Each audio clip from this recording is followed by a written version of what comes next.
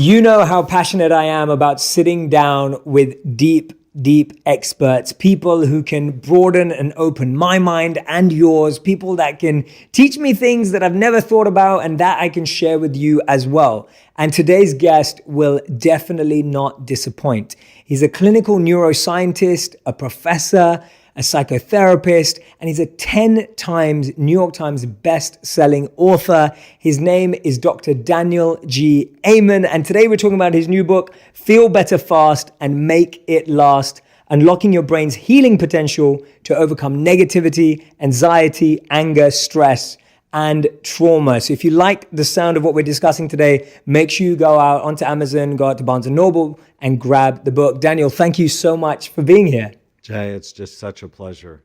No, the pleasure's all mine. I was saying to you just briefly when we were speaking before that this is what I crave in life, is to sit down with someone who has dedicated their life and work and their purpose to such a deep and noble cause. And to be able to sit with you is a complete honor for me. So thank you for being here. Thank you. Thank you so much. And yeah, this book, when I was diving into it and the conversation we've just had, I instantly had so many questions because for me, the brain's the most important thing for us to talk about right now, especially right now.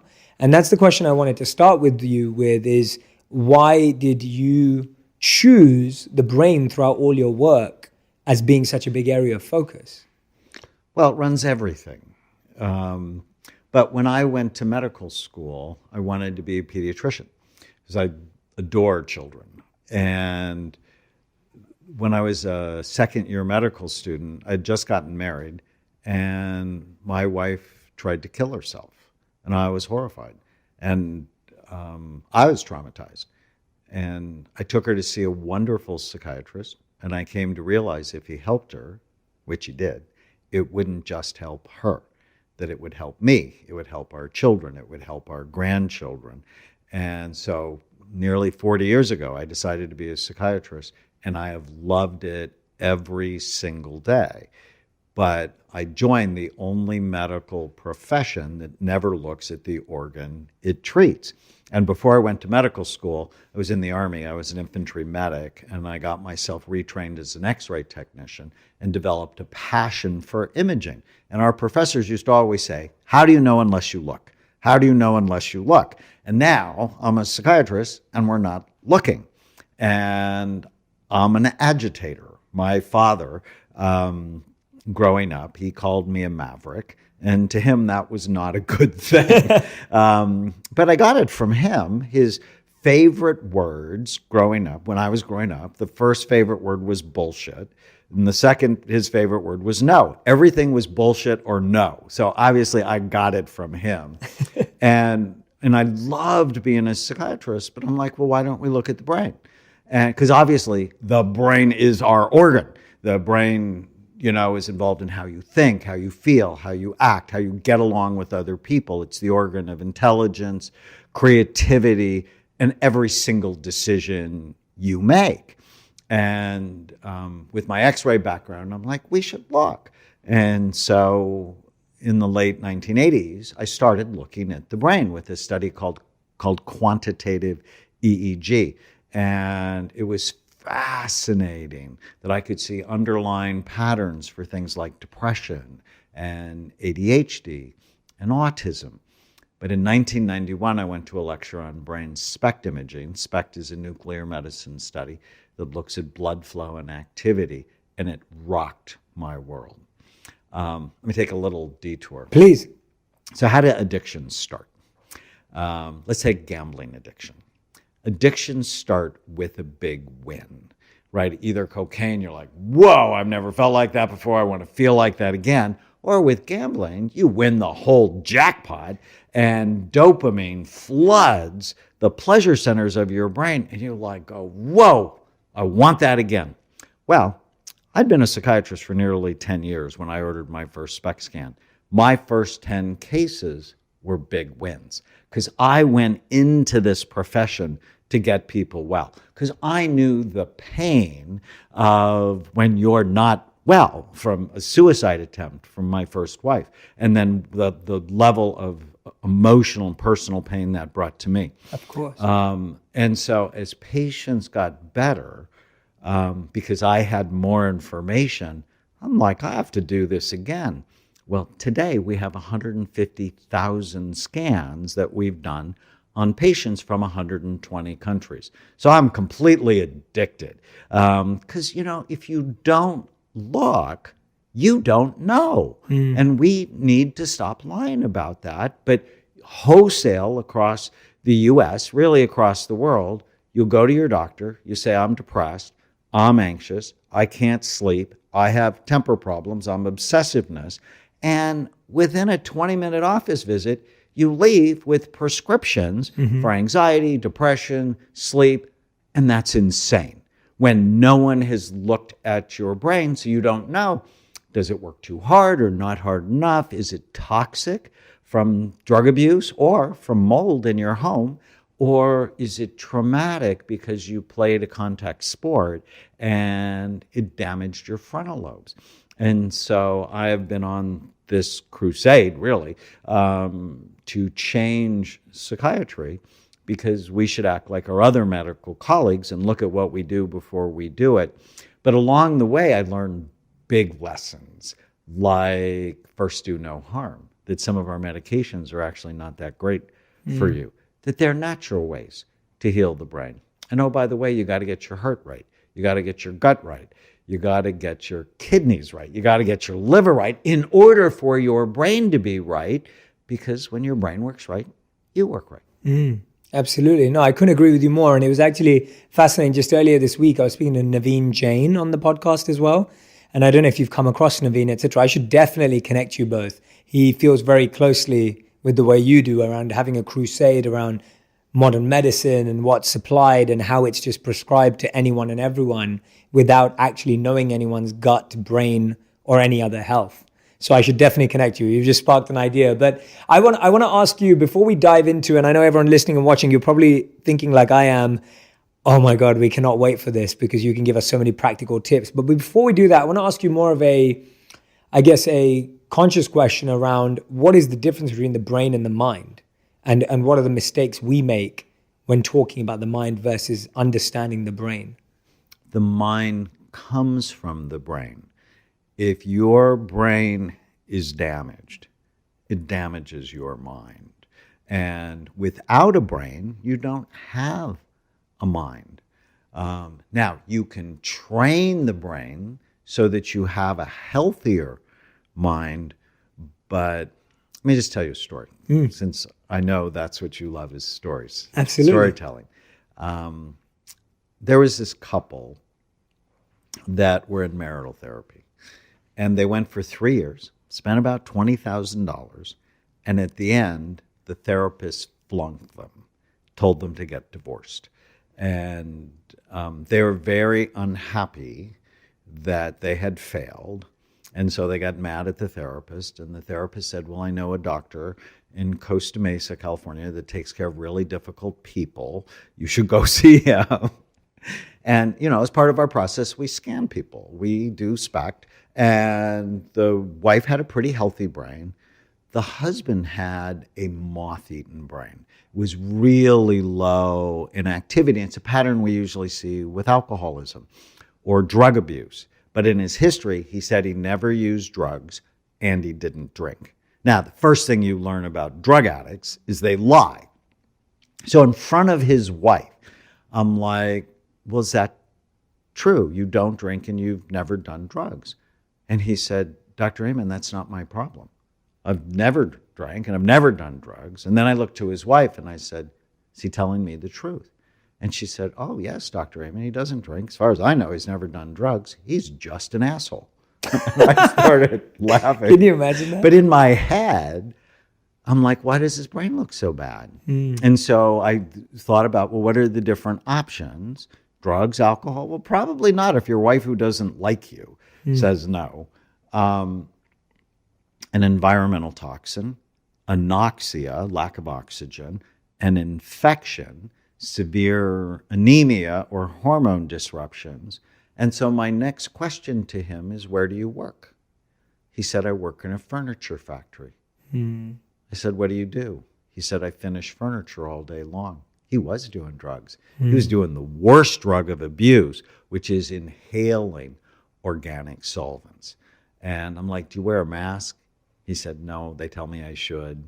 And I'm thinking to myself, I don't say it because I have good frontal lobe function. I'm thinking that is not the sign of intelligent life. I'm like, is there ventilation? He said, often not. It's hot. I'm sweaty. And I looked to his wife and I said, so when did he become an asshole? And she said, what do you mean? I said, did you marry him that way? Do you have father issues you're trying to work out? And she said, no. When we dated and for the first 3 years, he was great. It was about 5 years ago. And then the light went on in her head. About the time he got this job, his behavior started to change. Do you think it could be related? Of course it could be related. And I love this shift. That's what the scans do. They shift from he's an asshole. And actually, his therapist gave him that same diagnosis. Now, you can't write asshole in the chart. Absolutely. So what you write is mixed personality disorder with narcissistic and antisocial features. What's that? You're an asshole, right? It's not a billing code, right? And that shift was so important because play this out with me. He's angry. He's depressed. He's mad and he's sad. If they did what the therapist recommended, which was get divorced, now it's going to be like his skin is being ripped off scales. because this is the love of his life. He just can't act in a consistent way. What is the organ of acting? It's your brain, right? And his brain is damaged. And so if they would have gotten divorced, he very well could have killed himself. And as many people do, he also could have killed his wife and his children, right? So this is the consequence of not looking. But once we looked, she shifted and she's like, do you mean in his attempt to be a good husband, going to work, supporting the family, that he's being poisoned and that he's sick and he's not bad? Exactly. And so we took him out of work, worked on rehabilitating his brain, which is one of my favorite things to do, is taking bad brains and making them better. And years later, they're still married. They love each other.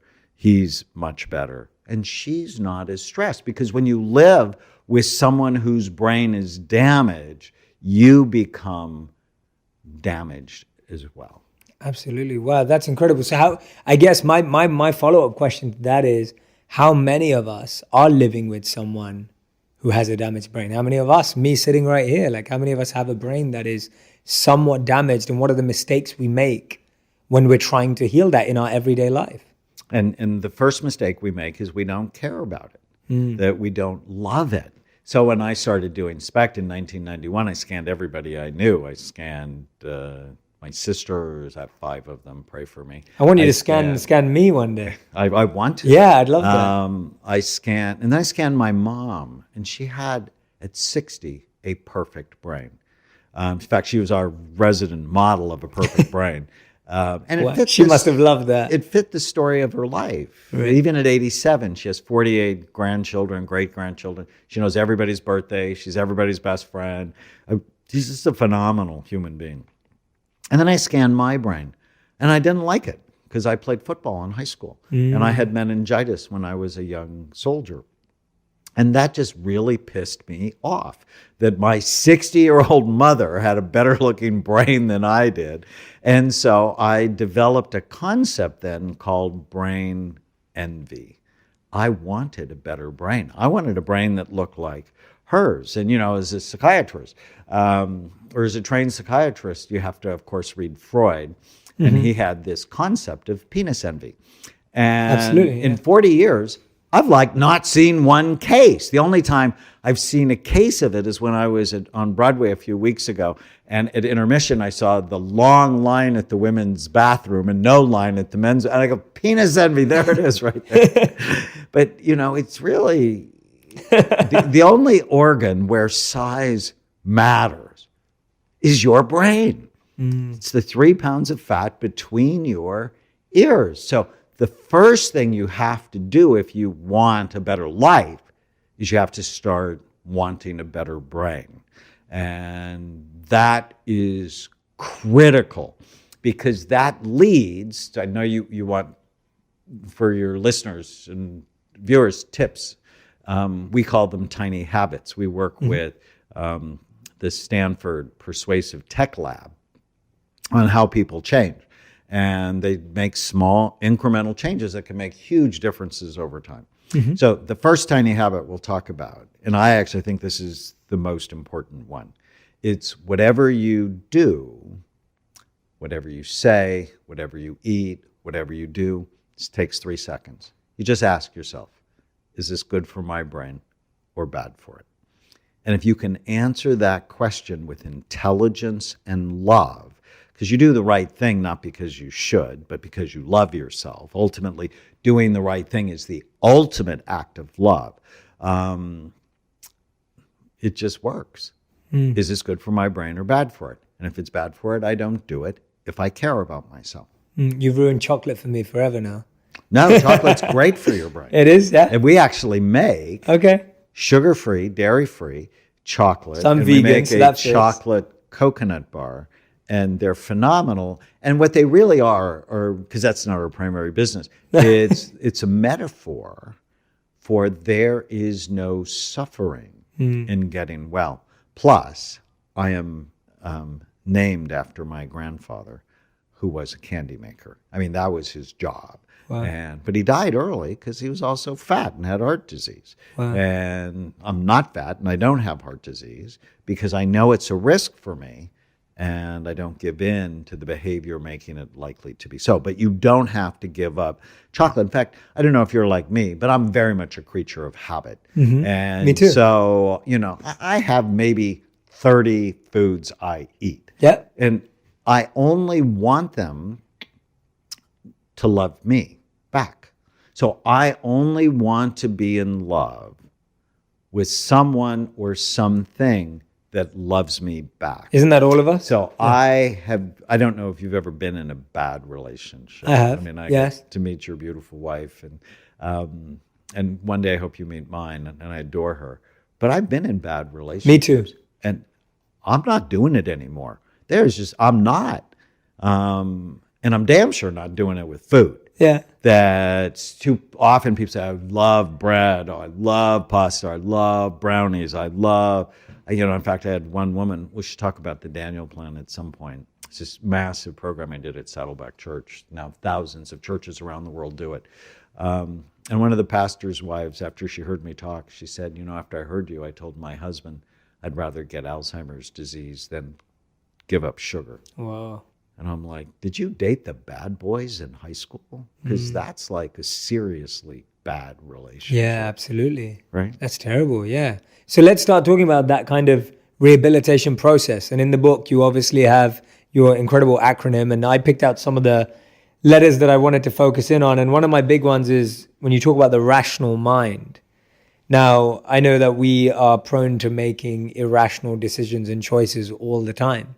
We do it every single day, as far as I know, and as far as my reading has gone. And I wonder why we do that, why we constantly choose to make irrational decisions, and how we start to overcome that. So in the book, there's this cool mnemonic, Brain Excel. And it starts by getting your brain right, because your rational mind is better when you do that. And the rational mind is really about training your brain and training your mind to help you rather than hurt you. So often people are just brutalized by the thoughts that go through their heads. And many years ago, at a really hard day at work, I had seen 4 suicidal patients, and that's hard because you feel responsible for them, but you actually don't have full responsibility. I saw 2 couples who hated each other. I saw 2 teenagers who had run away from home. And at the end of the day, I'm feeling pretty stressed. And I walked into my house, and my wife and kids were gone, but there was an ant infestation in my house, in my kitchen, and I'm furious. And as I'm wiping up what felt like thousands of ants, when you go to medical school, you have to learn 50,000 new terms your first year. And so you get good at coming up with acronyms and mnemonics. And so I'm always playing with words. Yeah. And as I'm wiping up the ants, I'm thinking, oh, automatic negative thoughts. My patients are infested with ants. And I need to teach them to eradicate the ants. And so the next day at work, I brought a can of ant spray and I put it on the coffee table. And I'm like, I'm going to show you how to get rid of the ants. And over time, that morphed into an anteater and an ant puppet, because I also see children. And I taught them how to do it. And it's one of the most important things that I teach anybody how to do. You don't have to believe every stupid thing you think. And if you can learn to tell yourself the truth, because this is not positive thinking. I am not a fan of positive thinking. I agree. Positive thinking means, I can go a couple of blocks to Jack in the Box and get 4 of their big desserts, and it won't have a negative impact on my life. And it will. Or positive thinking is I can, fool around on my phone until 2 o'clock in the morning, and it's not going to have a negative impact on me the next day. People who have low levels of anxiety go to jail, and they die early. There's actually a cool longevity study out of Stanford where they looked at 1,548 10-year-old children in 1921. And then researchers followed them for 90 years, looking at what goes with health, success, and longevity. And the don't worry, be happy people died the earliest from accidents and preventable illnesses. The people who live the longest, they're conscientious. They told themselves the truth. I have taxes to pay. I better pay them or I'm going to be in trouble. Or I said I'm going to show up at 2 o'clock. I show up at 2 o'clock. So it's conscientiousness, which is really a prefrontal cortex function, right? So you have to have your brain right. But here's the tiny habit. Whenever you feel sad or mad or nervous or out of control, write down what you're thinking. And then ask yourself, is it true? So those are these 3 little words I love. And I have a process that I talk about in the book. So a bad thought, like today is going to be hard. Is that true? Well, I don't know. And then the second question is that absolutely true? No. How do I feel when I believe the thought? Awful. Who would I be without the thought? Free. Take the original thought, turn it to its opposite. And what you find, the opposite of what's torturing you is usually true. So it just blows your mind. But if you can learn to be disciplined about questioning your own thoughts, and I got this technique from my friend Byron Katie. She wrote a brilliant book called Loving What Is. Yeah. It's brilliant. It's sort of a combination of cognitive therapy and Buddhism. And I love it. Whenever I'm off or I'm sad or I'm stressed, I'll read portions of Loving What Is or listen into it because she read it and she has a beautiful voice. And it's training your mind to help you rather than hurt you. Another rational mind technique is start every day with today is going to be a great day. Why? Because your unconscious mind will find why it's going to be a great day. We are programmed through our evolutionary biology to wake up in fear because our ancestors woke up and the fear was real. Something was going to eat them. Something wanted to hurt them. And so you wake up anxious, but now that's not true for most of us. And if you start with today is going to be a great day, your unconscious mind then begins to find, well, why is it going to be a great day? And for families, it's a great ritual. Hey, honey, today's going to be a great day. And then you begin in your mind to find why it's going to be a great day. It's so easy to find why it's going to be a bad day. At the end of the day, I actually do this as a ritual, both at dinner and then when I put myself to sleep, is what went well today. And we focus on what went well. Now, we also want to focus on, well, what can I learn from today? What could I have done better? Because we're always striving to grow. But when I put myself to sleep at night, I'll say a prayer, and then I'll just go back through my day, what went well, because it actually sets my dreams up to be more positive than negative. Because dreams, there's a purpose for them. It's really we're consolidating memories from what happened that day. And sometimes, because you didn't consolidate them from the past, they get infected by negativity. So super simple, tiny habits that can make a big difference. Yeah, that's a great tiny habit. I think building that, and this is what we find so often, even in the work that I do, that people don't have a conversation with themselves that is conscious. They have an unconscious or subconscious conversation with themselves, which is naturally taking down that negative rabbit hole or living out the pattern that they've built up for so many years or decades or whatever it may be. But I don't know how many people are having a conscious, intentional conversation with themselves to dive deeper into a thought, a belief, a pattern. And they've never been taught Absolutely, how to do absolutely. it. I have a children's book that's relatively new, I love, called Captain Snout and the Superpower Questions. It basically teaches kids to think about what they think about and to not believe every stupid thing they think. And I love that. 4-year-olds can do this. So one quick story. Yeah, please. Love your stories. My last one, I have 4 children, and Chloe's 15, and she's got red hair like her mother. And when she's 4, she announces to her mother that she's going to get her ears pierced that day. And you don't announce things to Tana. And Tana said no, that they didn't have time, and she had to wait until she was 5. And Chloe said, I can't wait till I'm 5, bursts into tears, drama, runs into my office, climbs on my lap. She's just crying her eyes out, little lips going. And I'm like, what's the matter? And she said, Mommy said I can't get my ears pierced till I'm 5. I'm like, okay, what's the matter? I can't wait until I'm 5. I'm like, is that true? Yes. Is it absolutely true? What do you mean? Are you going to die if you don't? And no lie, she rolled her eyes at me. I didn't think that was going to happen till 12. Of course not.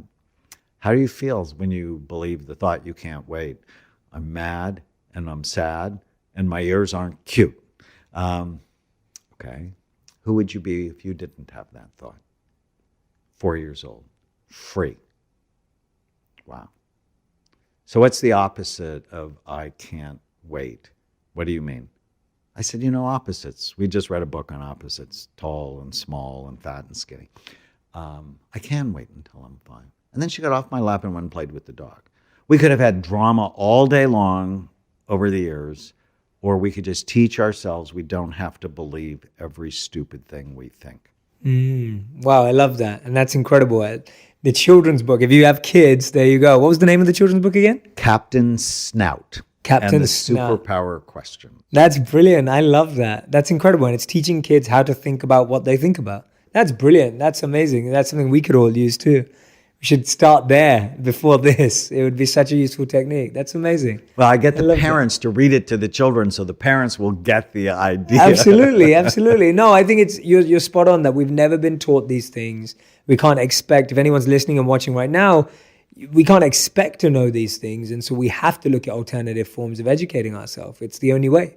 It's absolutely the only way. Now, the next in your mnemonic is about attachment. And this one fascinates me a lot because when I lived as a monk, we focused so much on detachment. And detachment was I've never got that quite down. Yeah. Because I'm totally attached to my wife, to my work, how the book does. I want to not be attached to how the book does, but I totally am. Right. And Well, thank you for being honest with us and yourself. I've written 13 public television specials. They've aired 100,000 times across North America. And I'm sort of attached to how they turn out. But attachment causes suffering.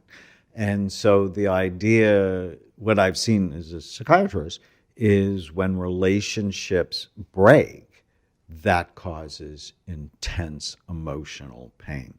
So if we know that's true, that we are a pair-bonded species, that we are a relational species, we're wired that way, well, you need to know how to take care of them.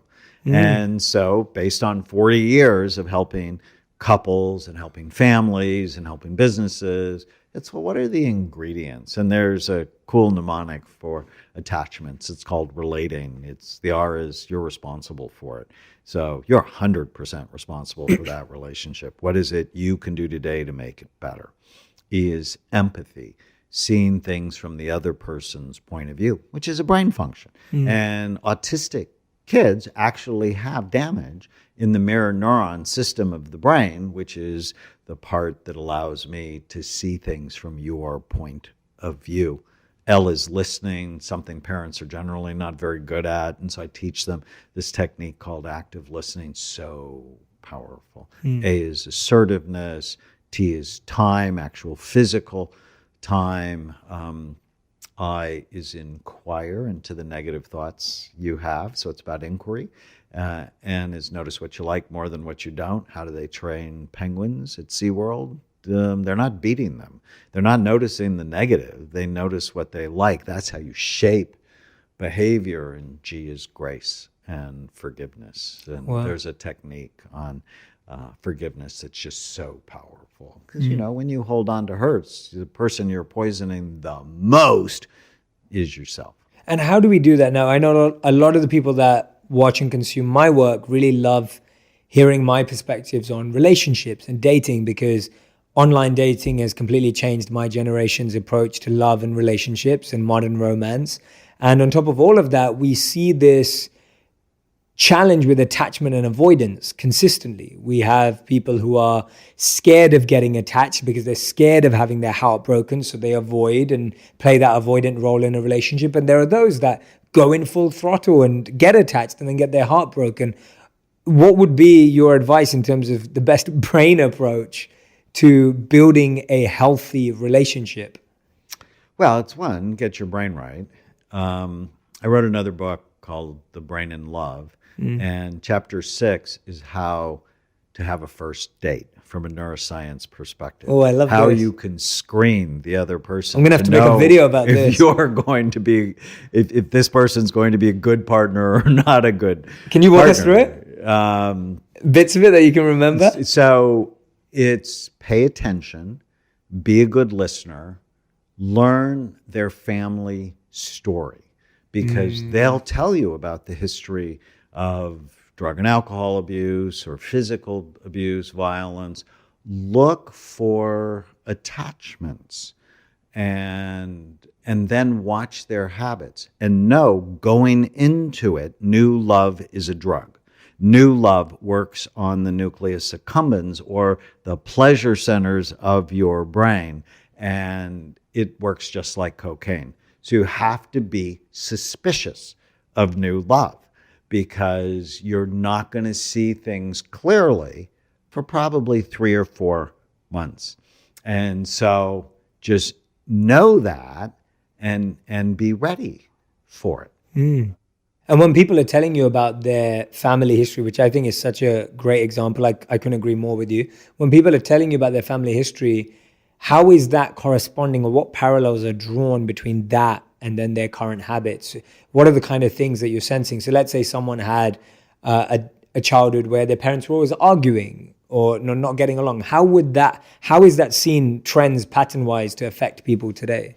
Well, people do what their parents did, not what how they told them how to be. Yeah. Yes. And so you just are going to, if they don't work on it, then that's going to be a source of potential pain. And, you know, if you're going to have babies together, you really want to understand the history, because, things do tend to run in families. Now, if you date one of my children for more than 4 months, I scan you. I'm not kidding about this. It's sort of like Meet the Parents, but worse. But cooler. This is crazy. I love this. And do you have a scanner at home? Like, is there a special room? I go, you haven't seen the clinic. Don't you want to see the clinic? And, my oldest daughter married someone whose mother had paranoid schizophrenia and whose father killed himself. Now, did that mean I didn't want her to marry him? No. But if he had vulnerabilities, I wanted to make sure he was open to taking care of them. And he was. And he and I actually, he's a professor at Corbin College now, and we wrote an online high school course called Brain Thrive by 25, where we teach kids to fall in love with their brain and how to take care of their brain. So that early scan set up sort of a lifelong partnership for us. In fact, I told you about my first wife, and she tried to kill herself. I got divorced about 18 years ago. And I told myself, if I ever got married again, I'm scanning her before we go to the next level. And when I met Tana, I just loved her right away. And I knew that was cocaine. Yeah. And I'm like, 2 weeks after I met her, I'm like, you haven't seen the clinic. Do you want to see the clinic? And she was game because she's a neurosurgical ICU nurse and she had a great brain. But by putting brain health toward the center of our relationship, it really helps us. 100%. Right? And she grew up in some serious craziness, right? So I'm not advocating looking for the perfect person because there are very few of them. But I knew with her history that she could really deal with a little bit of EMDR. It's a psychotherapy for past trauma. And it was so helpful to her. And we never fight with each other. Wow. And it's awesome. But, if you go out on a first date with somebody and they have 3 drinks to manage their anxiety, that's a bad sign. I know that was sort of in the new movie A Star Is Born. That was, part of it. But that just means you're going to suffer. I'm not a fan of alcohol and marijuana just because of what I've seen them do to the brain. Yeah, I'd love to dive into that actually. And before we do, I was going to say the reason why I'm finding this so fascinating is so many of these were subconsciously my ways of observing my relationship to be with my wife right now, but I never even knew about it from this perspective. So one of the first things I asked my wife about was her family and her relationships with her family. And my wife comes from an incredible family. Her parents are extremely respectful to each other, have a wonderful relationship. My wife has an incredible relationship with her father, and I knew that was going to play into our relationship. And these were almost truths that I was looking for unknowingly without knowing that there was science to back it up. So for me, it's... Right, because chronic fighting is a sign that something's not right in their brains. Yeah. Right? Because ultimately you marry someone who becomes your best friend or your worst enemy. And if you're not acting respectfully, sometimes it's because the brain doesn't work hard enough and people become conflict driven as a way to turn it back on. They don't know it. It's not conscious. It's Pavlovian. Other times their brain has an OCD pattern, obsessive compulsive pattern. And if things don't go their way, they can't stand it. And so in order for you to get them to do what you want, you actually have to tell them the opposite of it.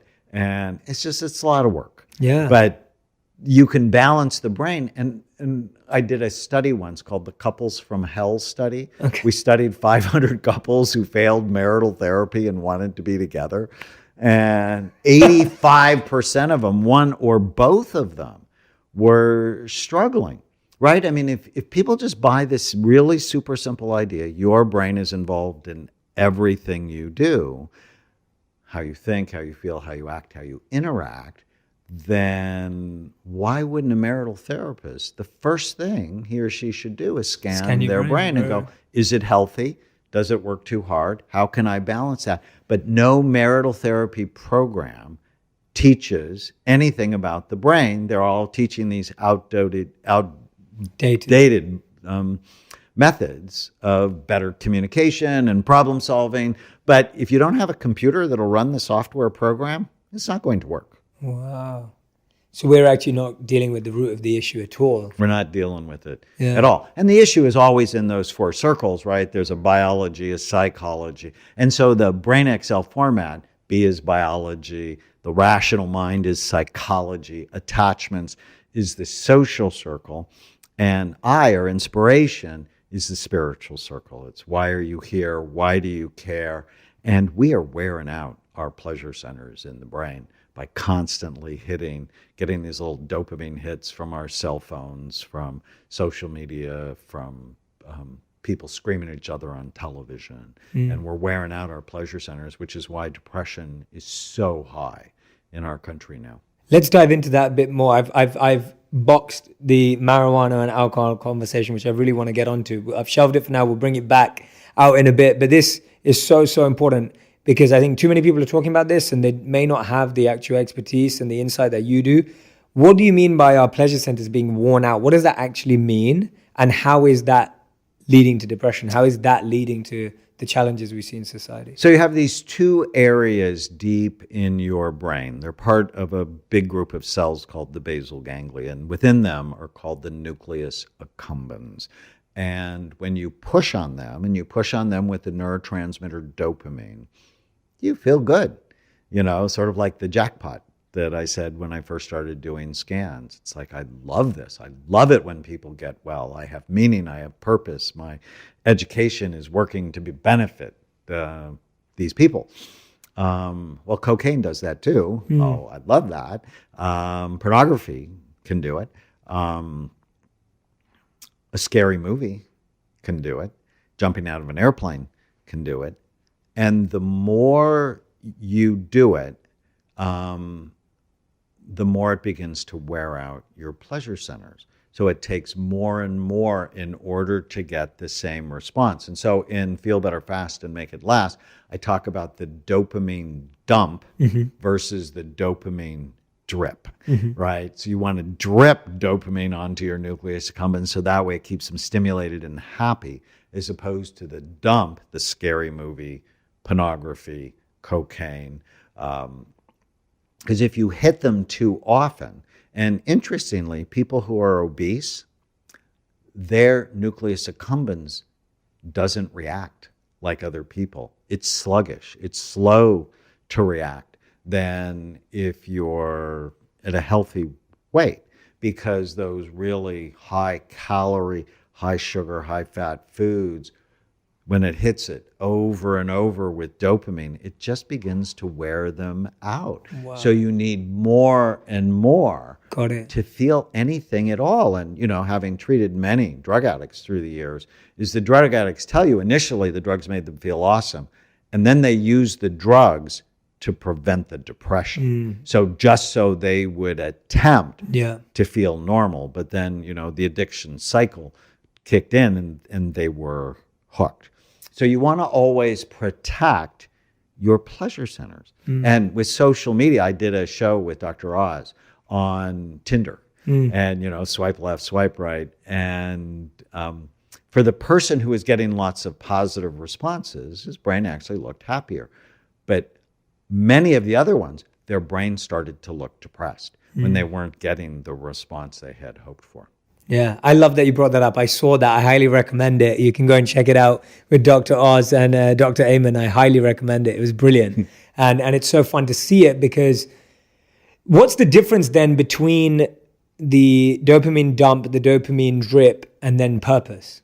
Because with you having said what you said, that when you were able to heal people or you saw that breakthrough, we also get it. When I live my purpose and I create some content or I see a breakthrough for someone through the work that I'm doing, what's then the difference between that? You're getting this constant drip that keeps your pleasure centers healthy. Right. Plus, you're not doing anything that's damaging them. I mean, it can keep it going on and on. But say, for example, you're a rock star and you get the high from being on stage over and over again. You don't feel right because too much dopamine has hit your nucleus accumbens. And I have a prayer for the young stars I see. It's, dear God, please don't allow me to be famous before my frontal lobes have developed. And your frontal lobes really don't develop in girls until they're about 25, and in boys until they're about 28. So you see why all these young stars get into so much trouble, because they don't have the forethought, the judgment, the impulse control. It's all prefrontal cortex stuff to manage their nucleus accumbens. And so there's think of it as the elephant in the rider. So your pleasure center is really the elephant. I mean, it drives you toward whatever behavior. The prefrontal cortex is the rider, and it directs you. So when the rider is inefficient or ineffective, or it's not there, it just ruins your life. So you need a strong prefrontal cortex to break your pleasure centers, or you end up doing all sorts of completely stupid things. Wow, that's amazing. So, and for women, it's 25 on average. Men, it's 28. That sums up so much. So I never recommend, would never let my children go too far from home to go to college, because they're right in the middle of massive brain development. The most important brain development occurs between about 15 and 25. And people think, oh, it's all from 0 to 3. Yeah, wow. And it's like your prefrontal cortex is getting myelinated, which means it's really developing from 15 to 25. Yeah, the reason why this is so current for me right now is I've been speaking a lot with the social media platforms of YouTube, Instagram, and Facebook, because even a lot of creators who are extremely young, most of them younger than me too, as a creator myself, a lot of creators are going through burnout and are going through feelings of depression and anxiety because of having had A, rocketed, accelerated fame early on in life, and B, having to keep up with the pace of social media as a creator to continue to create at that level. So their pleasure centers are worn out when they don't have frontal lobes to modulate it. But what you did, I mean, you spent time meditating and really developing your brain. We haven't talked about that, but I've actually published 3 studies on a Kundalini yoga form of meditation called Kirtan Kriya. Yeah. And it activated the prefrontal cortex, and it calmed down the limbic or the emotional brain. So it had that very nice balancing effect. And it's like a 12-minute meditation, right? This isn't hard. Or my favorite meditation, a loving kindness meditation, developing practices to balance your brain.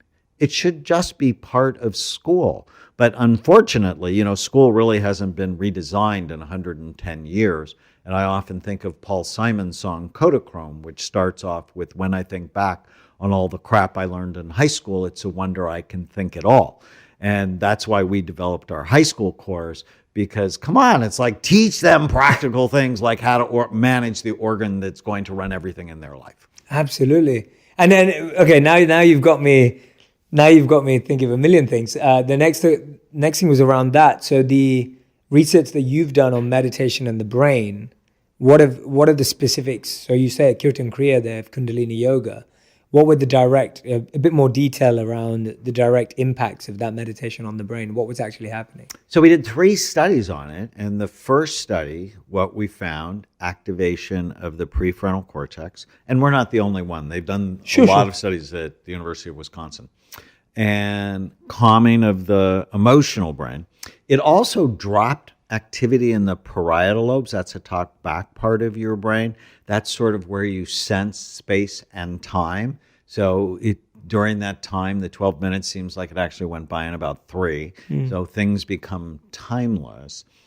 And then we did another study at the University of Pennsylvania and found that people who did it for 8 weeks, 2 months, had stronger resting frontal lobe function. And that's like the holy grail of brain science. Is if you want anything, you want big fat frontal lobes, because that's what makes us human. 30% of the human brain is the prefrontal cortex. 11% of the chimpanzee brain, 7% of your dog's brain, 3% of the cat's brain, right? This is the part of us that makes us human, and it's called the executive part of the brain because it's about focus and forethought and judgment and impulse control and organization, planning, empathy, learning from the mistakes you make. So it's where you play chess. It's where you're not just thinking about the moment, oh, I can take your rook. It's where you're thinking 5 steps ahead, which is how we have survived as a species. We don't have to be instinct like the squirrel. We can plan not just for this winter, but for 10 forward. And when your prefrontal cortex is damaged, you're just in the moment. And people go, oh, but I want to be, and a lot of people love the book, The Power of Now. And I actually love the book, but I hate the title. Right. Because if you're always in the power of now, you're screwed. Because you need to be now and later, which is why the title of the book, Feel Better Fast and Make It Last, is so important. People are too into feel better now, but not later. Yeah, and let's dive into that too. This is, if you're listening and watching this right now, if you're just listening, you can't see my face. I'm blown away. I'm in awe because I feel like there's so many, cliches are not the right word, but there's so many things that are thrown about in this world right now about these themes and topics, and we take them as reality, but then getting to sit with you, and I almost feel like now I need to go and buy all your books and read all of them. Thank you. Not just this one. That's genuinely how I feel right now. Like I'm about to walk out of here and ask my team to order every single one of your books, and I feel like I have to sit with them for weeks because I feel like you're giving me such a refreshing perspective on so many things that I feel I know subconsciously, things that I've known without the backing of science. But to hear that from your perspective is fascinating. One of the big ones for me is purpose is such a big part of my life. I became a monk because of purpose. I left being a monk because of purpose. I married my wife because of purpose. I do what I'm doing right now with you because of meaning and purpose. Is purpose critical to happiness in life? Or can someone be happy without purpose? They probably can. It's just a heck of a lot easier to be happy with purpose because we are a relational species. And purpose can take a number of forms. It can be helping other people. It can be developing personal skills. Like I have a ping pong coach because I love playing. It keeps my brain young. It makes me happy. Or it can be doing something massively important at work. My favorite book, or at least it's in the top 5, is Man's Search for Meaning by Viktor Frankl. Yeah, absolutely. And me too. He was younger than Freud, but they were competitors in the sense that Freudian psychoanalysis was very powerful in psychiatry. But he developed a kind of therapy around logos therapy or meaning therapy. And I'd so much rather talk to my patients about meaning than their love relationship with their mother, right? It just never went anywhere with me and that whole thing. But getting people into why you want to be well, why are you on the planet? What is your deepest sense of purpose? And too often in the younger generation, nobody's asked them that question. And so now they go, well, I want to be Jeff Bezos and I want to be the richest person in the world. And as soon as you do that, you will set yourself up to fall, right? And that is one of the origin thoughts of depression. And this is what the bad part of social media. It's you start comparing yourself to people that are actually not completely real. And because you can't live up, you feel less than. And then that drives depression, along with, oh, by the way, you're eating crap, you have low vitamin D level, your hormones aren't good because of the toxins, toxic lotion your mother's put on your body, right? I mean, it's more complicated than that. But whenever you compare yourself, I could go, well, I haven't won a Nobel Prize, so my life is meaningless. Well, that's just nuts, right?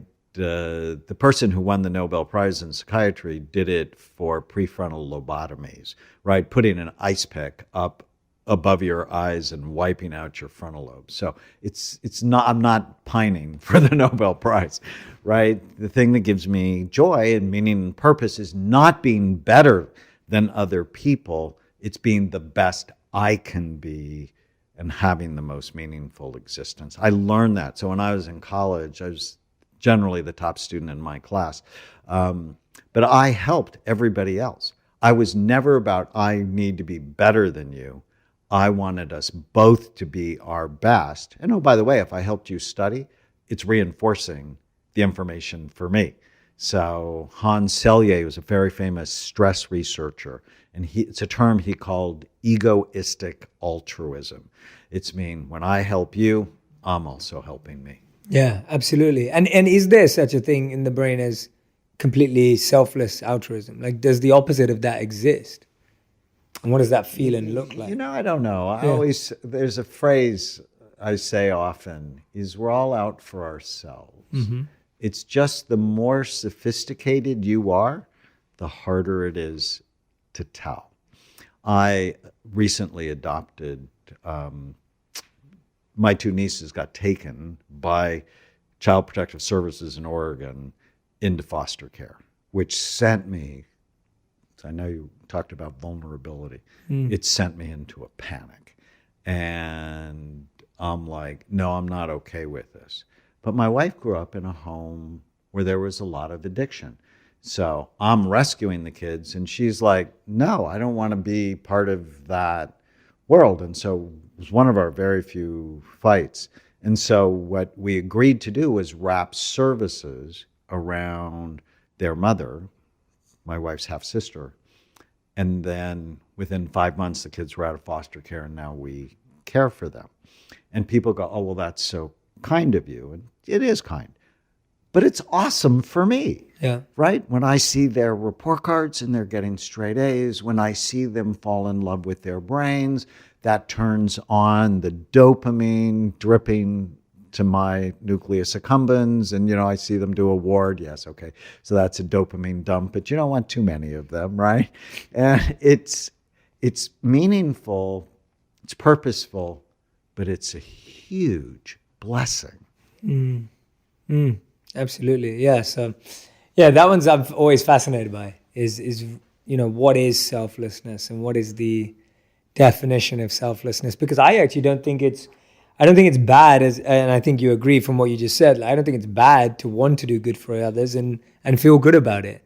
But almost we sometimes look at that in a negative way and say, oh, well, you're only doing it to help yourself. Well, there are always negative people. And, I think CNN and Fox have done more to promote mental illness with the constant negativity, fighting, looking for something to be wrong. And then they train the minds of the millions of people who watch to look for what is wrong, which is a bad mental discipline, rather than looking for what is right.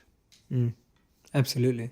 Absolutely. I want to go back and pick up off the shelf the exciting topic you brought up, because I thought, oh yeah, let's talk about that, because I have some very similar views to you, but I want to hear your perspective around marijuana and alcohol, specifically marijuana. We're in LA right now, and obviously it's legalized. And pot dispensaries. Absolutely. Lots of corners you here can in go, LA. yeah, you can go. It's get an Uber as quick as you can go horrifying. to the dispensary. So I have no dog in this fight. In fact, I make more money if you smoke pot than if you don't smoke pot. You are way more likely to come see me. And people just don't understand the research. They go, oh, well, there's not enough research. No, marijuana increases the risk of psychosis 450% if teenagers start smoking pot. That is not a good thing. And the reason I sort of turned negative on it was I've done 150,000 SPECT scans. Yep. SPECT looks at blood flow and activity. It makes the brain look toxic. It does. I published a study in the Journal of Alzheimer's Disease on 1,000 pot smokers. Every area of their brain was lower. And then just a few months ago, I published the world's largest imaging study on 62,454 scans. on how the brain ages. So we looked at the brain from 9 months to 105, and it's got fascinating aging patterns, like it's not really done until about 25 in girls and 28 in boys. And then we looked, well, what are the factors that accelerate aging? On the top of the list was schizophrenia. If you have schizophrenia, your brain looks worse than everybody else. The second worst thing was marijuana. It was worse than smoking. It was worse than alcohol. I'm not a fan. I see so many people go, but I feel better. I concentrate better. I'm more creative. And I'm like, there's so many other ways to do it that don't have a potentially toxic impact on your brain. Now, having said that, I'm a huge fan, and I think it should be legal. You're really going to put potheads in jail? You're going to sleep deprive them, chronically stress them, let them hang out with people who do bad things? That's insane.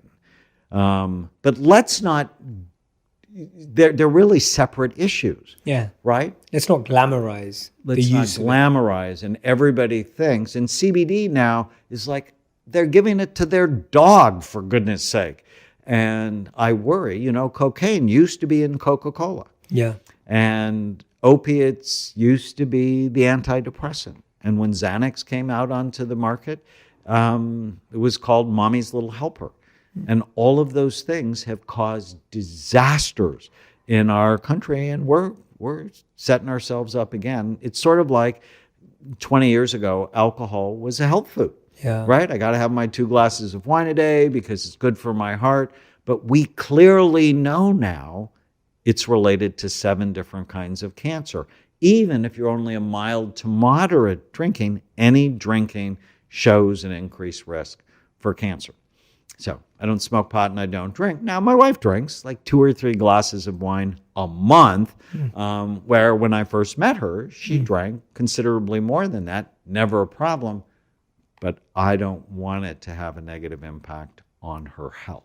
Yeah, you've all heard it. There we go.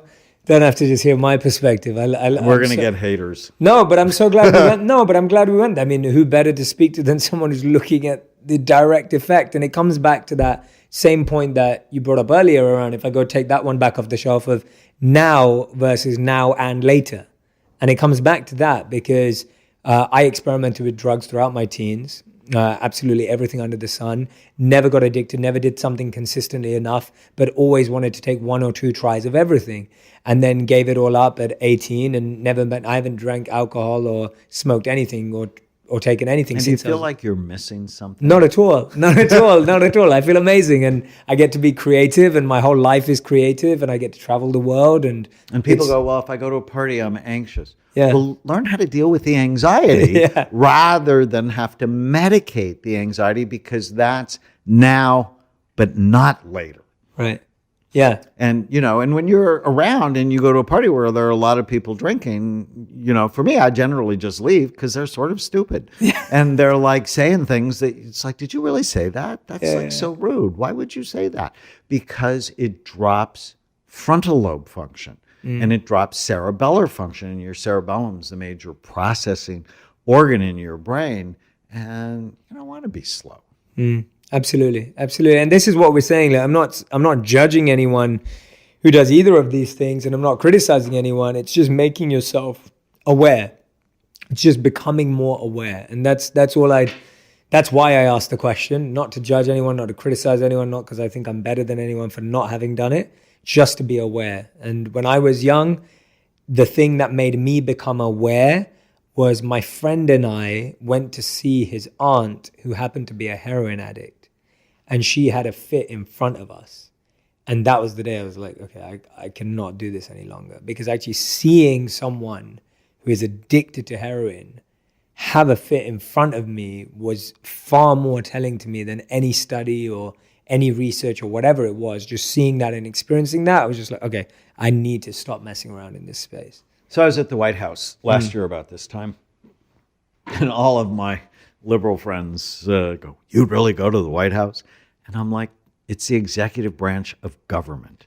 And they asked me to help them think about the issue of the opiate epidemic and prison reform.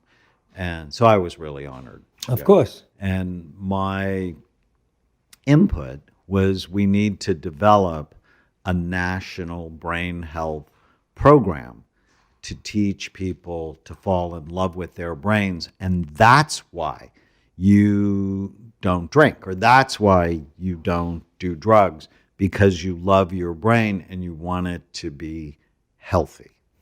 Absolutely. I couldn't agree more. And congratulations, by the way. That's incredible. And I'm happy that people like yourself are being involved in those discussions and decisions. Because like you said, again, if you don't see it, I mean, how can you tell anyone what to do? Amazing. I wanted to start touching on a specific area that I had here was around the I in the mnemonic is inspiration. And I wanted to talk about why is it that inspiration is often so short-lived instead of long-lasting? Like we feel like even on social media now, people watch a video and they feel inspired, or people hear a speech and they feel inspired, and people even hear this podcast today and they'll feel inspired, but then the change doesn't happen. There's no application. There's no practice. Why is that inspiration short-lived, and how do you make inspiration last into action and application? Okay, so you have to turn them into habits, and because we're habitual creatures, and if you can turn the good things, so it's the smallest thing I can do today that will make the biggest difference. Start every day with today is going to be a great day. Right. What one purposeful thing will I do today? And people spend more time planning their vacations than planning their lives, which is a little odd.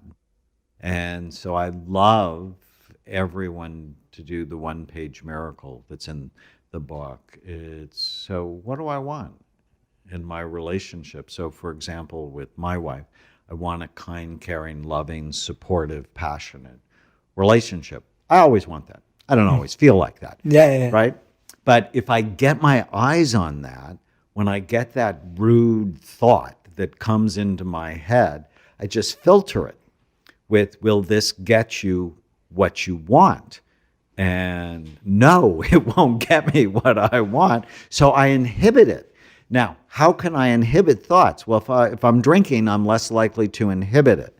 If I'm smoking pot, I'm less likely to inhibit it. If I haven't slept, I'm less likely to inhibit it. And so it's the brain health habits. It's then the clear direction.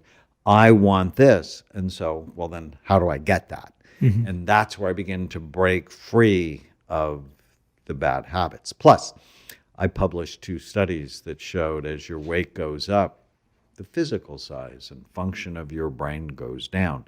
So you need to be a little bit horrified by, I always think with motivation is know what you want, but also be clear with what you don't want, because pain is actually a bigger motivator for people than pleasure often. 100%. And that's what I love about this book. I love how strategic the book is and how practical it is. And that's when I was speaking to you earlier. I love the fact that there are activities, exercises, questions that people can use to reflect on themselves in the book. And that's unique because often we find that when books are written from a medical perspective, it can be quite hard to digest. Whereas when I was reading through this, it didn't feel that way at all. So anyone who's watching and listening right now, if you're looking for tools, tips, practical habits to actually break through, then please go out and get the book because it's going to help you do that. So just thanking you for actually having gone to that stage. So now we finish every interview. I will ask you if there's anything I missed, but we do finish every interview with what I call the final 5, which is my final 5 questions, usually rapid fire, quick fire in the final 5 minutes. So I have yours here. If they're not rapid fire, I'm not upset because I think your insights are beyond 1 to 3 words, and I'm okay with that. The first question I have, which is from the book, but I loved it, was what is the quickest way to break a panic attack? So 4 simple things. The first thing is breathe. You got to take a big breath and take at least twice as long to blow it out. That'll trigger a parasympathetic response in your body to calm you down. The next thing is, what are you thinking? Write it down. Because often fortune-telling negative thoughts drive panic attack. You're predicting the worst possible thing, and then your brain is just masterful at making it worse. So killing the ant. The third thing is don't leave. If you're starting to have a panic attack at work, don't leave. Because if you leave, the panic will now start to control you. And it could actually turn into something called agoraphobia, where you can't even leave your home because you're worried you're going to have a panic attack. And then the fourth thing, if all those things aren't working, there's some simple supplements that can be really helpful. Theanine, GABA, ashwagandha. I'm a huge fan of things like that to just help calm you down, and I talk about them in the book. Absolutely. Amazing. Great piece of advice. Love that. Second question is, what are the simplest food we can add to our diets to nourish our brain? Colorful fruits and vegetables. So not Skittles when I say colorful, or M&Ms. M&Ms, yeah. No. But try when you're in the produce department to pick as many colors as you can, because they're loaded with antioxidants. Also, scratch the low-fat diet, because 60% of the solid weight of your brain is fat. Avocados are God's butter. I'm a huge fan of wild fish. The societies that eat the most fish actually have the lowest incidence of depression. Amazing. Great advice. So succinct as well. I'm impressed. This is brilliant. Third question is, where does ego sit in all of this, and how much have you studied ego at all, if at all? Well, I actually like Freud's concept of id, ego, and superego, and I really think of them about prefrontal cortex. So when your prefrontal cortex is low, or you are young, it's just not developed, that's the child in you that takes over. And in our society, the 4-year-old rules. Whether it's the White House or Congress or the media or, just everyday society, we're way too impulsive, and there are way too many temper tantrums going on. The ego is really healthy frontal lobe function. So you're 28 or 40, and you're good to your brain, and it helps you make good decisions and be thoughtful.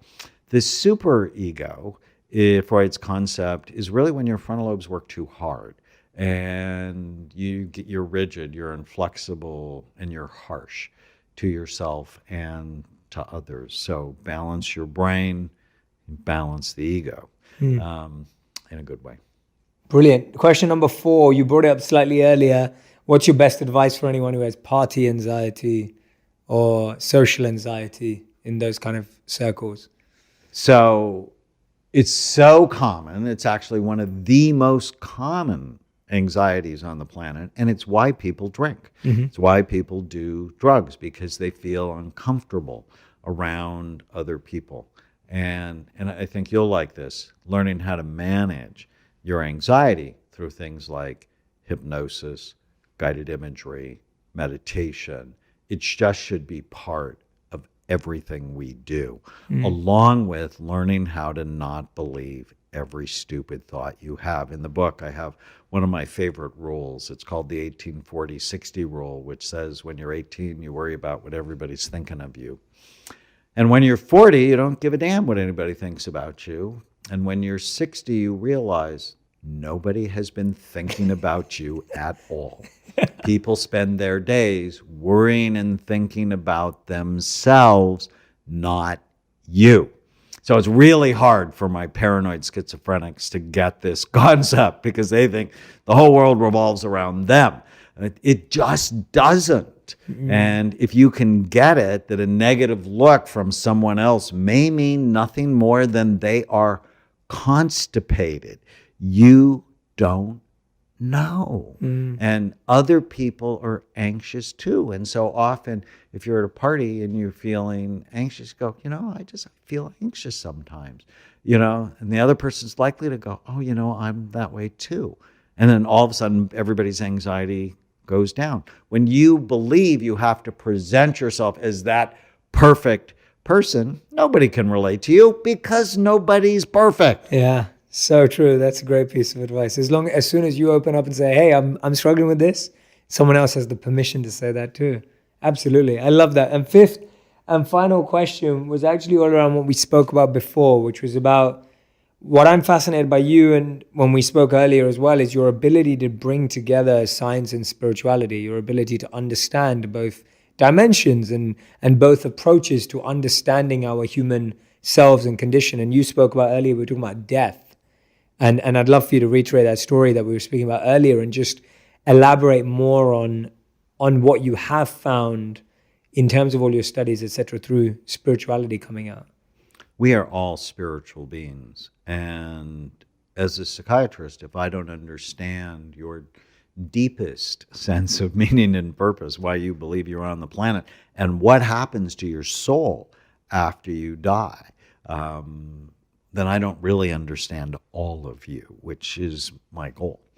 And so I told you before, last week I had a friend that died, and he told his partner that she had to let him go because he's been invited. And where he's going, he's seen, and it's beautiful.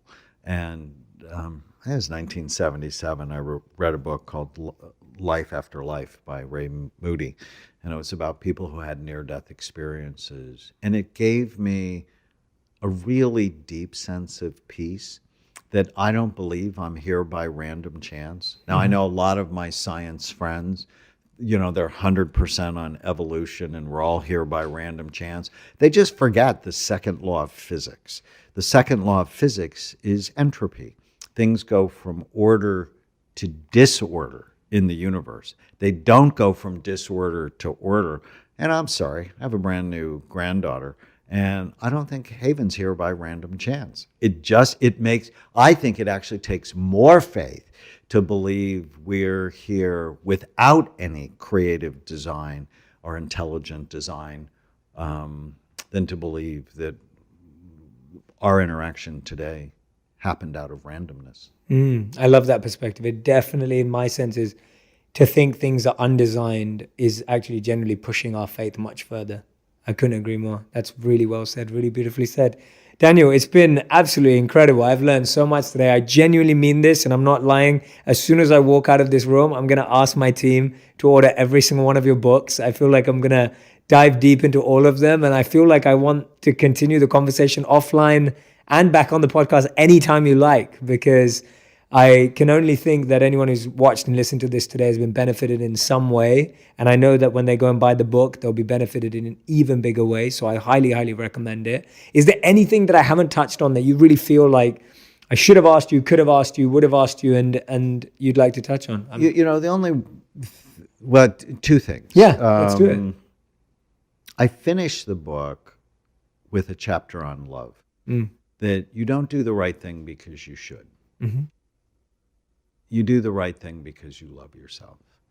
And I've just thought more and more, one of my other books is called The Brain Warrior's Way, because my wife and I wrote it together, and we just believe we're in a war for the health of our brain. Alzheimer's is expected to triple. 36% of teenage girls suffer from depression. That if you love yourself, and you love your planet, and you love your country, and you love your world, that ultimately doing the right thing is not because you should do it, but because of love. And if you do it out of love, it's just so much easier to do. The other thing, just to touch on for a second, is before we get it, is there another thing separate? Is that different to what can we go into the one you just mentioned? Because I'm fascinated by it too. In the Vedas that I studied as a monk, it talks about the 3 types of motivation. And the lowest motivation is ignorance or fear. The middle motivation is duty or obligation or responsibility, or because you have to. And the highest motivation is love, as you rightly said. So I couldn't agree more. Do you think, though, that begs the question that the biggest challenge we all have is that we don't love ourselves, like we don't love our brain, like we're so inundated with trying to be that which we're not, or letting the opinions of others affect how we are and our self-belief. And that's actually what's affecting our brain health the most, is we're not looking at it through the lens you're recommending and suggesting. I think that's exactly right. Yeah. And, when I turned 50, my doctor wanted me to have a colonoscopy. I asked him why he didn't want to look at my brain. wasn't the other end just as important? But we don't screen it, we don't look at it, and ultimately we don't love it. You can't let a child hit a soccer ball with their head and say you love that child or that child's brain. It's just not possible when you understand the physics of it.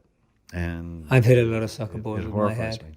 All of them just flashed before my eyes. I love soccer. I'm a huge football fan. So, yeah.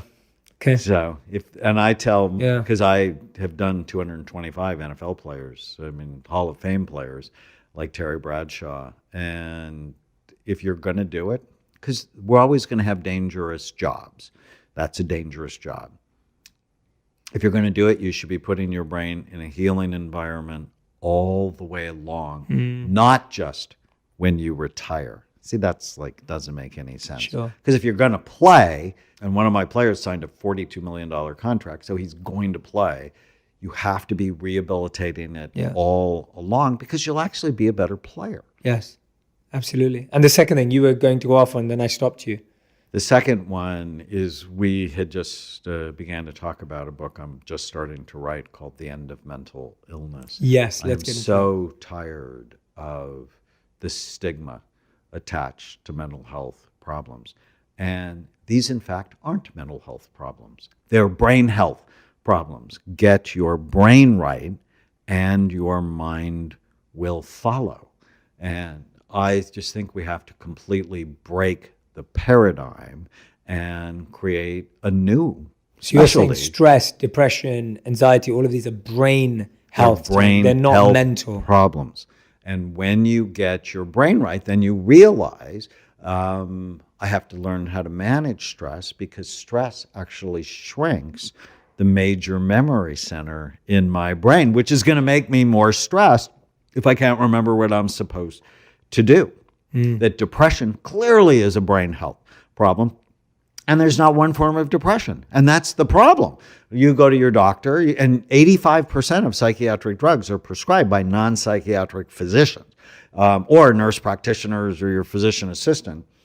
I'm depressed, so they give you Lexapro. and one size fits all. And one size fits all. When you look at the scans of depressed people, there are at least 7 different kinds.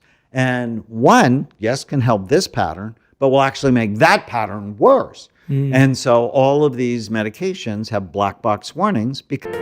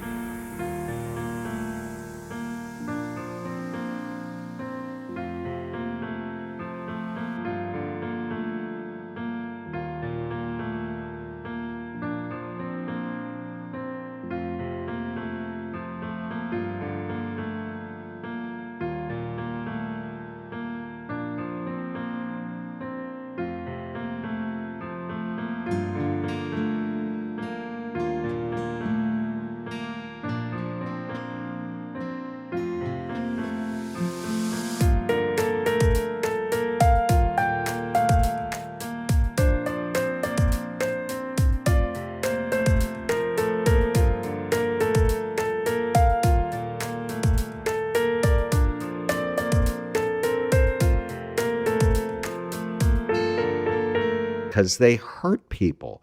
And we can just do so much better. And coming here, I saw someone on Hollywood and Vine who was clearly psychotic. They were talking to themselves. They were having this whole conversation. And I'm thinking to myself, I wonder if he had a brain injury. I wonder if he has an infection in his brain. Lyme disease is rampant in this country.